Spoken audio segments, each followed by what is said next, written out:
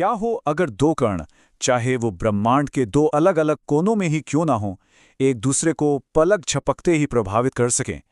ये आइडिया इतना अजीब था, इतना अजीब कि इसने इतिहास के सबसे तेज दिमागों में से एक को भी उलझा कर रख दिया था।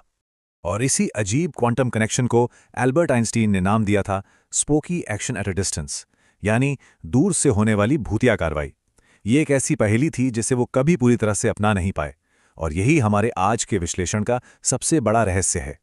तो चलिए पर्दा उठाते हैं आइंस्टीन के इन रहस्यमयी शब्दों से और क्वांटम दुनिया के सबसे अजीब, सबसे अनोखे पहलू को समझने की कोशिश करते हैं। तो इस घटना का जो ऑफिशियल नाम है वो है क्वांटम एंटेंगलमेंट या क्वांटम उलझाव। इसे आप दो कणों के बीच एक अदृश्य धागे की तरह समझ सकते हैं। एक बार जब वो जुड़ जाते हैं तो वो एक ही चीज बन जाते हैं, फिर चाहे वो कितने ही दूर क्यों न चले जाएं। अब यहीं पर हमारी रोजमर्रा की दुनिया और क्वांटम रियलिटी के बीच का फर्क साफ दिखता है। देखिए, क्लासिकल दुनिया में हर चीज में टाइम लगता है। बिजली चमकती है और फिर आवाज की स्पीड से गड़गड़ाहट हम तक पहुंचती है। लेकिन क्वांटम उलझाव में ये कनेक्शन इंस्टेंट होता है, लाइट की स्पीड से भी तेज। और यही बात इसे इतना रहस्यमयी बनाती है। तो सवाल ये उठता है कि ये अजीब सी चीज क्वांटम कंप्यूटिंग को आखिर मुमकिन बनाती कैसे है। इसका जवाब छिपा है एक क्रांतिकारी बिल्डिंग ब्लॉक में, जिसे हम कहते हैं क्यूबिट।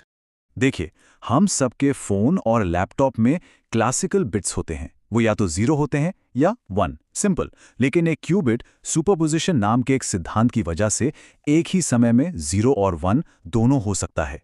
ये ठीक वैसा ही है जैसे हवा में एक सिक्का घूम रहा हो।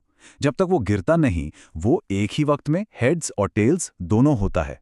और यही क्षमता क्वांटम कंप्यूटरों को इतनी जबरदस्त पावर देती है। इसको समझने के लिए फिजिसिस्ट जॉन प्रेस्किल की ये बात बहुत जबरदस्त है।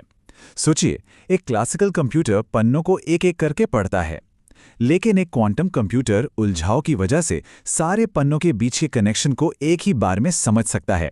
इंफॉर्मेशन सिर्फ 0 और 1 में नहीं है, बल्कि क्यूबिट्स के बीच के गहरे रिश्तों में छिपी हुई है। तो ठीक है, ये सब असल में काम कैसे करता है? हम इन क्यूबिट्स को एक साथ मिलकर कैलकुलेशन करने के लिए तैयार कैसे करते हैं? इसे एक बहुत ही सटीक डांस की तरह समझिए। सबसे पहले एक खास ऑपरेशन, जिसे हैडामार्ट गेट कहते हैं, एक क्यूबिट को सुपरपोजिशन में डालता है। मतलब अब वो एक ही समय में 0 और 1 दोनों हैं। फिर एक और गेट, जिसे C0 कहते हैं, दूसरे क्यूबिट को इससे जोड़ता है। ये कहता है अगर पहला क्यूबिट 1 पर है तो दूसरे को पलट दो। और बस, इन दो टणों की किस्मत अब हमेशा के लिए एक साथ जुड़ गई है। हाँ, मानता हूं कि पहली नजर में ये थोड़ा कॉम्प्लेक्स लग सकता है, लेकिन इसे आप क्वांटम कंप्यूटर के लिए एक म्यूजिक शीट की तरह सोच सकते हैं। ये सिंबल्स, जिन्हें क्वांटम गेट्स कहते हैं, क्यूबिट्स को कंट्रोल करने और उन्हें उलझाने के लिए सटीक निर्देश हैं। यही क्वांटम एल्गोरिथम के बिल्डिंग ब्लॉक्स हैं, जो इन मशीनों को उनकी अविश्वसनीय ताकत देते हैं। तो फिर सवाल ये है कि अगर ये इतना पावरफुल है, तो हर डेस्क पर एक क्वांटम कंप्यूटर रखा क्यों नहीं है? इसका जवाब है कि हम अभी भी एक बहुत ही शुरुआती और शोरगुल वाले दौर में हैं। एक्सपर्ट्स इस दौर को NISQ कहते हैं, यानी कि नॉइजी इंटरमीडिएट स्केल क्वांटम। मतलब हमारे पास ऐसी मशीनें तो हैं जो क्लासिकल कंप्यूटरों के लिए बहुत मुश्किल सिमुलेशन कर सकती हैं, पर वो बहुत ज्यादा नाजुक हैं। क्वांटम स्टेट्स इतनी सेंसिटिव होती हैं कि बाहरी दुनिया की जरा सी आहट या तापमान में बदलाव से भी वो अपनी कैलकुलेशन खो सकती हैं। और ये शोर एक बहुत बड़ी रुकावट है। पहली बात, क्वांटम स्टेट्स बहुत ही नाजुक होती हैं। दूसरी बात, आप उनका बैकअप नहीं बना सकते, क्योंकि क्वांटम इंफॉर्मेशन की नकल नहीं की जा सकती। और सबसे बड़ी चुनौती, अगर आप गलतियों की जांच के लिए किसी क्यूबिट को देखने की कोशिश करते हैं, तो उसे नापते ही आप उसकी क्वांटम अवस्था को खत्म कर देते हैं। ये एक बहुत ही मुश्किल समस्या है। लेकिन इन सब चुनौतियों के बावजूद प्रोग्रेस की जो स्पीड है, वो हैरान करने वाली है। और ये हमें एक ऐसे भविष्य की तरफ ले जा रही है जहां मौके भी हैं और खतरे भी। प्रोग्रेस की रफ्तार का अंदाजा लगाना है तो जरा IBM के इस रोडमैप पर नजर डालिए। कुछ ही सालों में हम कुछ 100 क्यूबिट से बढ़कर हजारों क्यूबिट्स तक पहुंचने की योजना बना रहे हैं।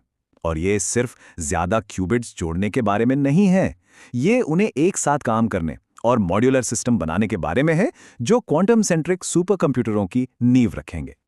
और दांव पर जो लगा है वो छोटा मोटा नहीं है। मैकिन्जी का अनुमान है कि एक दशक के अंदर ही ये टेक्नोलॉजी इंडस्ट्रीज में 1.3 ट्रिलियन डॉलर से ज़्यादा की वैल्यू पैदा कर सकती है। ये सिर्फ एक एकेडमिक दिलचस्पी नहीं है, ये एक आर्थिक क्रांति है जो बस आने ही वाली है। और इससे हम क्या-क्या कर सकते हैं?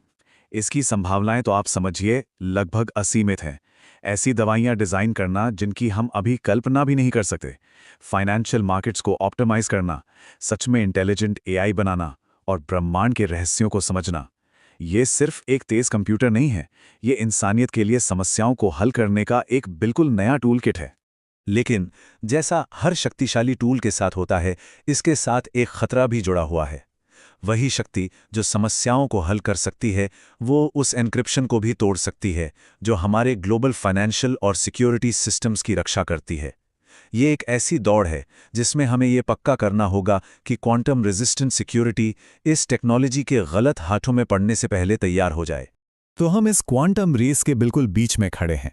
एक तरफ है इंसानियत की सबसे बड़ी चुनौतियों को हल करने का वादा, और दूसरी तरफ है हमारी पूरी डिजिटल दुनिया की नींव को हिला देने का खतरा। अब सवाल ये नहीं है कि क्वांटम कंप्यूटिंग आएगी या नहीं, सवाल ये है कि जब ये आएगी तो क्या हम इसके लिए तैयार होंगे।